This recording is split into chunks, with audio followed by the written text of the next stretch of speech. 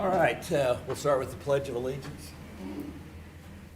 I pledge allegiance to the flag of the United States of America and to the republic for which it stands, one nation, under God, indivisible, with liberty and justice for all.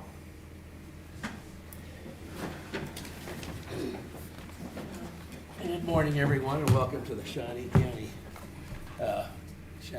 work session, I guess you call it. It's October 30th, 2023. And first thing we have on the agenda is Extension Office. They're going to give us their quarterly report, so. Yes. Oh, that's different. What's that? That's different. Oh, the amplification. Yeah. Oh, yeah. Good morning, Commissioners. Candace Mirpool, Director, Shawnee County Extension. I'm happy to bring you our third quarter report today. I've condensed pages and pages of agent quarterly reports to bring you this one page of highlights. But as always, if you're interested, I could forward you on everything if you would like to see it. This quarter, we had 2,145 educational contacts, and I have included the demographics that we were able to collect because it's important to us that we reach a diverse audience because Shawnee County is a diverse community. Success stories highlighted for you include the impact of our 2 Department of Education summer interns with 4-H. Anna and Rachel delivered 31 programs with a total of 59 sessions, 1,716 contacts. And I would say that was in 8 weeks. They would come in on Monday, they did morning programs, afternoon programs, they did that Monday through Thursday. Friday, they prepared for the next week, and they just did that for 8 weeks. In horticulture, Agent Lane Weens took 10 Shawnee County youth to the Kansas 4-H Horticulture Judging Contest. Our intermediate team took 6th place in the state, and our senior team took 5th place. However, Lane is competitive and is already planning for next year's contest. In FCS, Susan Fangman delivered her yearly Walk Timber program, where she had 39 individuals set the goal of 150 minutes of activity a week. She also sent out letters for open enrollment Medicare counseling, which she is doing now, and did all the preparation for that busy time for her program. In Community Vitality, I was happy to partner with Omni Circle and Shawnee Startups to host the first Shawnee County Youth Pitch Contest. I had 16 youth attend 2 learning sessions, and 14 youth delivered pitches to judges and their families. Youth from Robinson Middle School, Highland Park High School, Topeka High, Shawnee Heights High School, Washburn Rural High School, and Rossville Middle School participated. So we had a really good cross-section of students do that. And today, our FNEP agent, Lisa Martin, is going to give you a little bit more in-depth program about what's happening in her area. I figured with the new work session model, every time I do a quarterly report, I can bring a different agent with me so they can talk about their own program a little bit more with you. So, Lisa.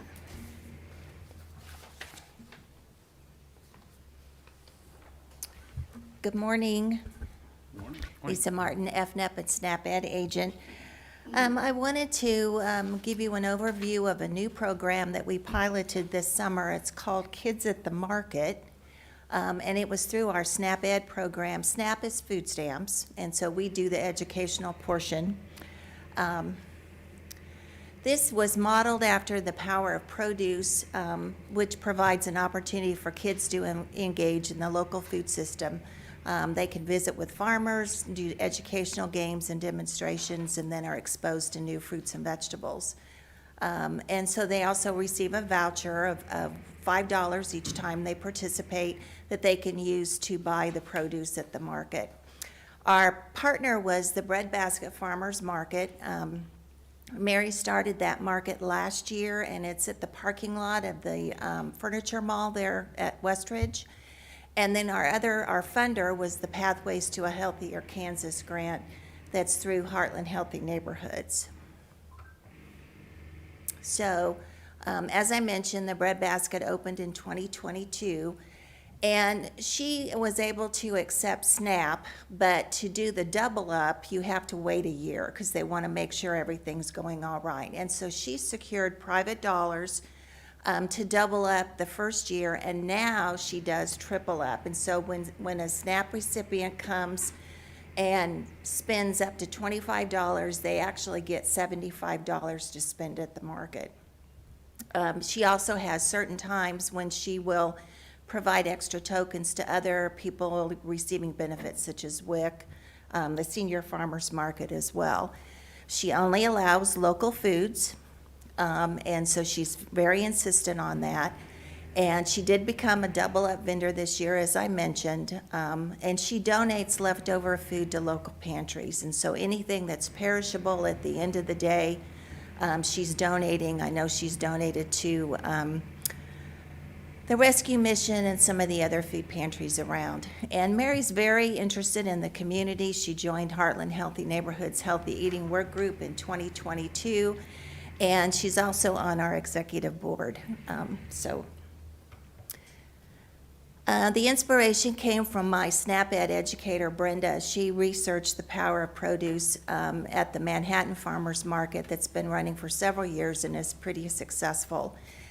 She invited the coordinators to come and present at our Healthy Work Group meeting, and then brought people together to explore the idea. So it was us, SNAP Ed, the Bread Basket, and then our Coalition and Pathways Grant Coordinator. We were able to secure the funding from the Pathways Grant. We worked on making sure that the produce that was featured was available so that kids could spend their vouchers that day, but they could also hang on to them. And so if they wanted to, gather enough to buy, a bigger amount of produce the next time they came, that was perfectly fine. The health department provided us with a public health intern who worked on promotional and administrative things, and then we selected 2 days. We wanted to make sure that there was plenty of produce available, so we had 2 Saturdays a month in July, August, and September. And we did lots of promotion through social media, listservs, the SNAP Ed and the FNEP classes, and the market. We provided leadership. In fact, I was there just about every day except for one day in September. I had food samples and recipes and educational handouts. We also looked over the educational information provided by the intern and then promoted as well the double up, triple up, SNAP and SNAP Ed classes. Successes, there were over 200 children participated in the market. We had a few repeats, but I would think each time it seemed like we had new people that were coming to pick up the vouchers, and over $750 have been redeemed so far. It goes through November, and so she'll still continue to accept those vouchers. SNAP transactions from April to August were 257, which shows that people are comfortable going to this market. Promotion of the kids at the market was at the SNAP token table, and then we know that several of our SNAP and SNAP Ed clients participated in the market as well from our promotion. A couple of success stories. As the program progressed, a vendor noted that youth were becoming more comfortable with spending their vouchers and making strategic choices on what they purchased. And then a market shopper stopped by and asked questions about SNAP as her church had a small pantry, and she picked up some brochures to share with pantry clients, which included church members. And aside from that, we're finding more and more of churches having food pantries. And especially with the disruption we're going to face with the Polk Quincy Viaduct.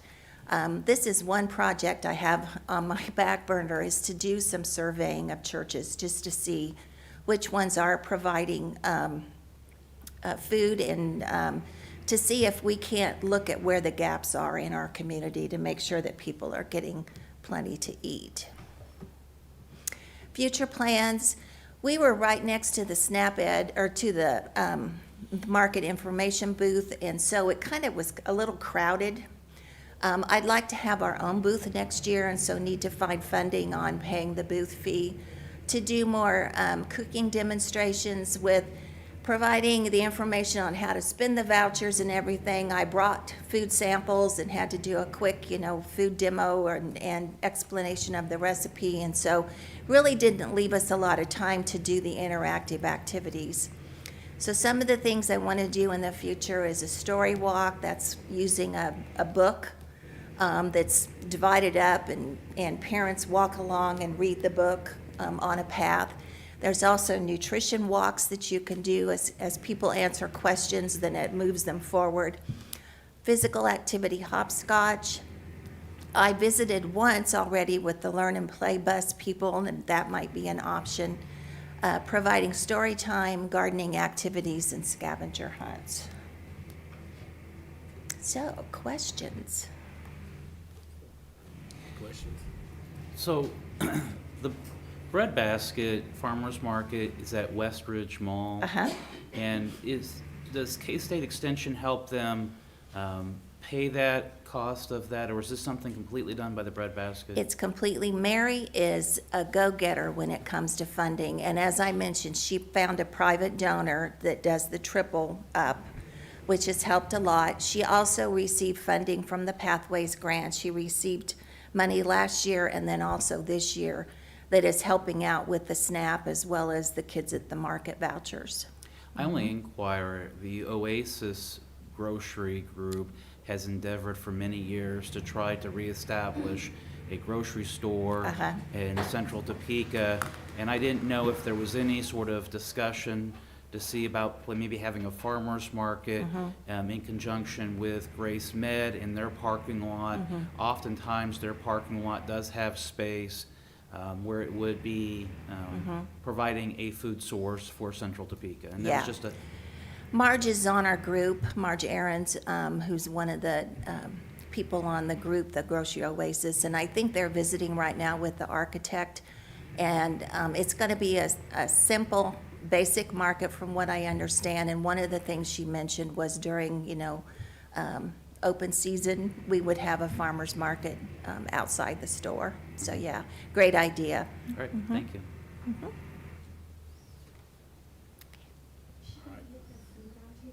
Yes.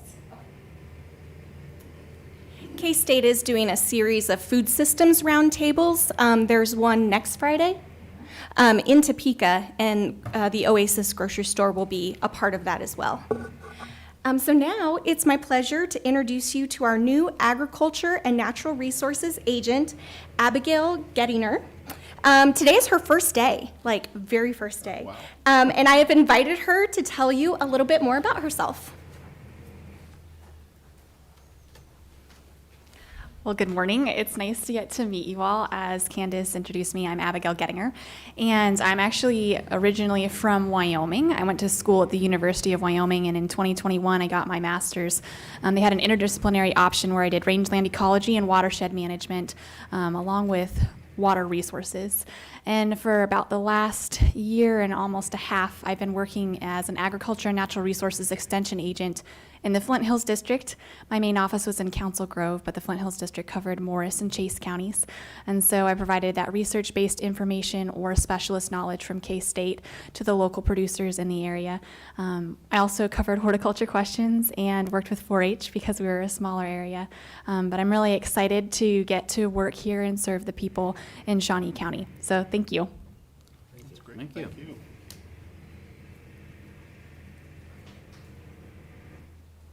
Trying to get everybody's pictures.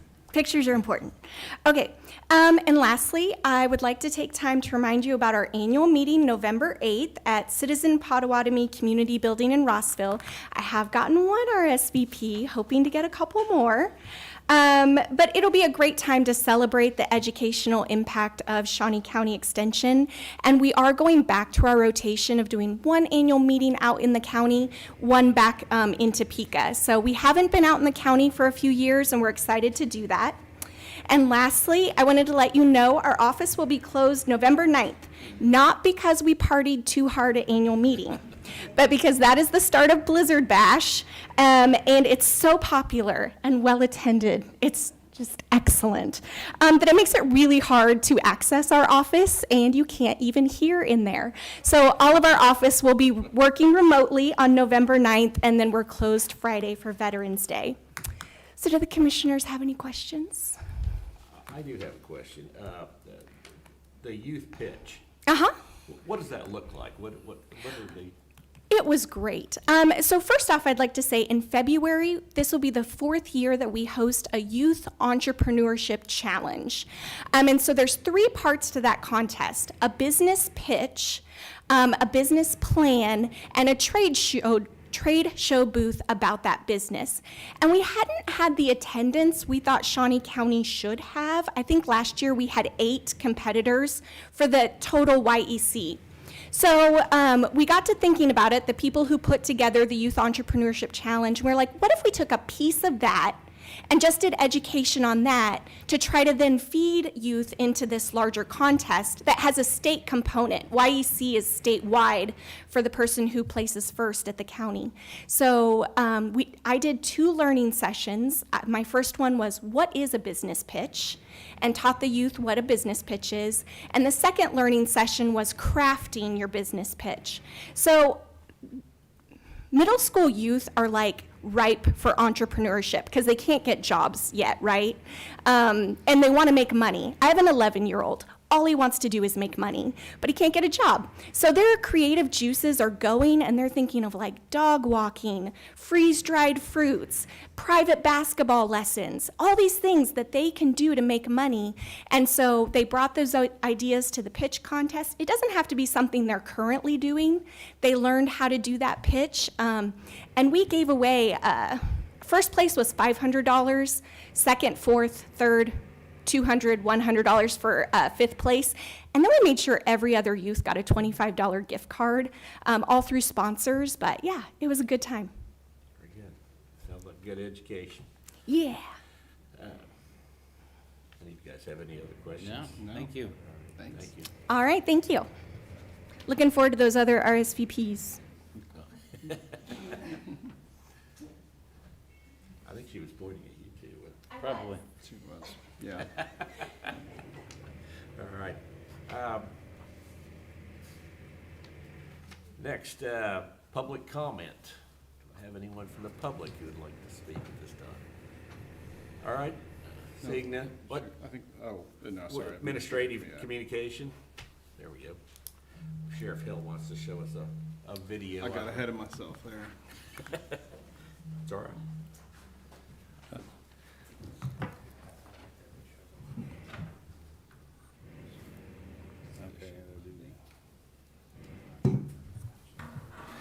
Good morning, Commissioners. Brian Hill with Shawnee County Sheriff's Office. As soon as we figure out how to do this, we will play this video for you.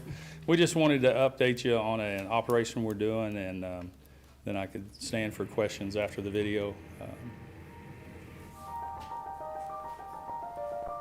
Hello, I'm Sheriff Brian Hill with the Shawnee County Sheriff's Office. Part of the duties of the Sheriff's Office is to serve warrants issued by the District Court and to supervise registered offenders to make sure they are compliant with state law. We have noticed an increase in subjects with active warrants that list homeless as an address. We recently conducted an operation with the Topeka Police Department to check the homeless community for individuals who have active warrants. There are currently 31 sex offenders, 15 violent offenders, and 3 drug offenders reporting their residents as homeless. Since January of 2022, there have been 1,892 arrests of individuals that list their residents as homeless. Of those 1,892 arrests, 328 were Part 1 crimes, which include all theft types, aggravated assault/battery, burglary/breaking and entering, robbery, forcible rape, arson, and murder/non-negligent manslaughter. Of those 1,892 arrests, 1,564 were Part 2 crimes, which include all other offenses/uncategorized, drug equipment violations, drug/narcotics violations, trespass, vandalism, simple assault/battery, etc.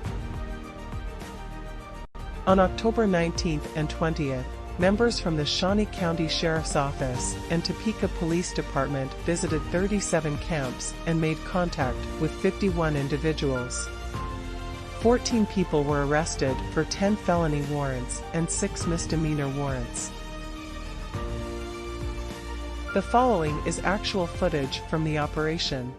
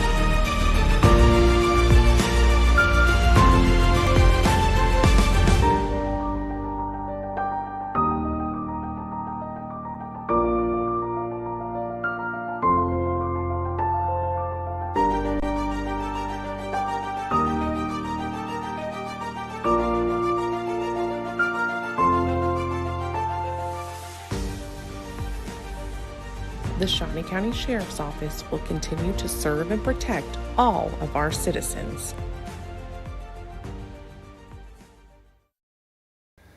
I know you gentlemen are going to interface with the city over this homeless issue, and I wanted to give you the information that I have as it affects the Sheriff's Office. We're statutorily responsible for executing the warrants that come out of the Shawnee County District Court when people do come out on warrant. I will say a lot of the individuals that we came in contact with was very cooperative with our deputies and officers. They are like a lot of communities. They do not want violent offenders living amongst them as well. They was able to point out encampment sites that was unknown to us at the time. So we've made a effort in updating all the homeless camps that we could find through these operations. As you can see from the numbers, it's probably something that we're going to have to continue to deal with as the warrants come out as we try to locate some of these individuals. The one number of the registered offenders, if you're a homeless registered offender, they're required to come in every month. I will say we have 100% compliance of these individuals coming in, but it's taxing to try to figure out where they're living from month to month to keep tabs on them as required by law. So we're doing our best to interface with individuals. The other concern we had was from the 911 center. We get calls for service, and oftentimes they can locate a GPS coordinate of where that call for service is coming from, but how you actually get to that encampment is problematic. They're not accessible for fire, police, AMR to drive to these locations. Our dispatchers, a lot of them have taken upon themselves to, once they've had a call there, figured out how the officers or AMR personnel got to it so that they can direct. You have to drive down, walk down to the river, take this path here and walk through the woods, because there's a lot of these encampment sites are inaccessible but for walking through some rough terrain to get to. So the emergency need to be able to respond to help individuals makes it difficult. So again, as we move forward, I know there's a lot of good people trying to come up with a solution for this. I'm still a big proponent of having an encampment site that is policed, cleaned. We know where people are. So I'm looking forward to working with the city as we move forward with this. So I wanted to give you those numbers to know what honestly our involvement is, because we're responsible for locating individuals as they come out on warrant from the district court. So I'd stand for any questions that you gentlemen might have. You think a lot, large percentage of these people that are homeless have warrants out for their arrest, or any way of knowing? Well, you know, they have 5 years to file charges on some of these crimes, but the number of arrestees that's going through the jail system would indicate to me that this is going to be a continuing thing that we're going to have to do, locate and police and find individuals with warrants. So, You say you're in favor of some kind of encampment where we could, well, I would be in favor of a lot of things that is not this. This is difficult to police. You can see the conditions of the encampment sites.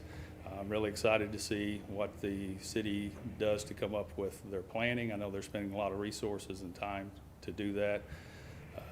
And I know that we've been asked to have a voice at the table, so I just want to give you gentlemen the information I have. But yes, I would be in favor of an encampment site somewhere. Then if you have to live in a homeless capacity, then we have campsites that are maintained, policed, cleaned. So yes. any questions? I do. Of those arrests, I think you had 1,800 and something, I don't remember the number. How many of them are repeat offenders? And I assume a lot of them, but. They are, in that video, there was a number underneath there, it was almost 800. 700 what?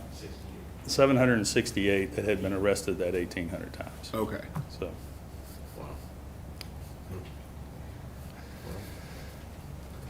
Any other questions then? So, well, thanks for the update. It's helpful. okay. And I want to end on a little different note. Invite you gentlemen to our Canine Games this Sunday, if you can make it there. We're interfacing with the Special Olympics, and all the proceeds are going to that, and I'm pretty excited. We're getting some feedback, so hopefully we can have a positive community outreach there. So, thank you. And that's at Hummer Sports Park, right? It is, yes, sir. Okay. Yeah. All right. Anyone else wishing to speak from the administration? Well, seeing none, you guys have anything to add? All right. We're adjourned then. Thank you. Thank you for attending.